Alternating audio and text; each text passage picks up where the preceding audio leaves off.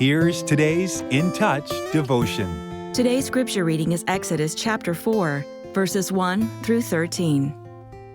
Then Moses said, "What if they will not believe me or listen to what I say? For they may say, 'The Lord has not appeared to you.'"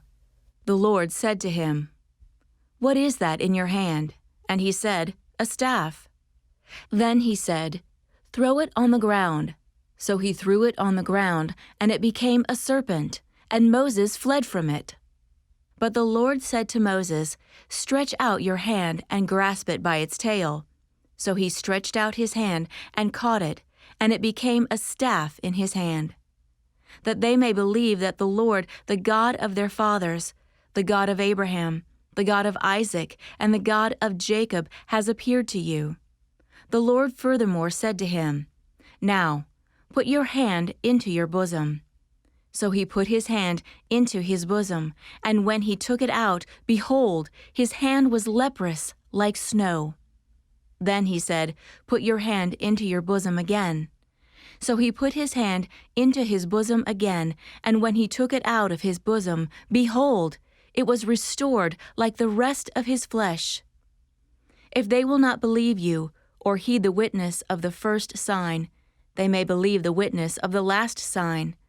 But if they will not believe even these two signs, or heed what you say, then you shall take some water from the Nile and pour it on the dry ground, and the water which you take from the Nile will become blood on the dry ground. Then Moses said to the Lord, "Please, Lord, I have never been eloquent, neither recently, nor in time past, nor since you have spoken to your servant. For I am slow of speech and slow of tongue." The Lord said to him, "Who has made man's mouth? Or who makes him mute or deaf, or seeing or blind? Is it not I, the Lord? Now then, go, and I, even I, will be with your mouth and teach you what you are to say." But he said, "Please, Lord, now send the message by whomever you will." Yesterday, we discussed how God promised Moses, "I will be with you," offering his presence as the sufficient answer to something that seemed impossible. Today, we see how God also provides practical help for the tasks he gives us. Sometimes that help comes through the people he places in our life.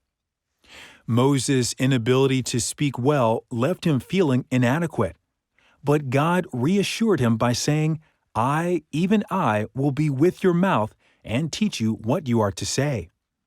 Then the Lord went a step further by calling Moses' brother Aaron to proclaim the message. God could have supernaturally given Moses eloquence. Instead, he sent a partner. This shows us something important about how God works.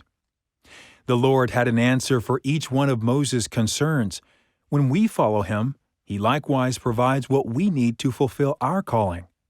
Sometimes that's courage, sometimes it's clarity, and sometimes it's another person who shores up our weaknesses. As we step out in obedience, we discover that God's provision isn't just a promise. It's practical help that shows up in real and recognizable ways.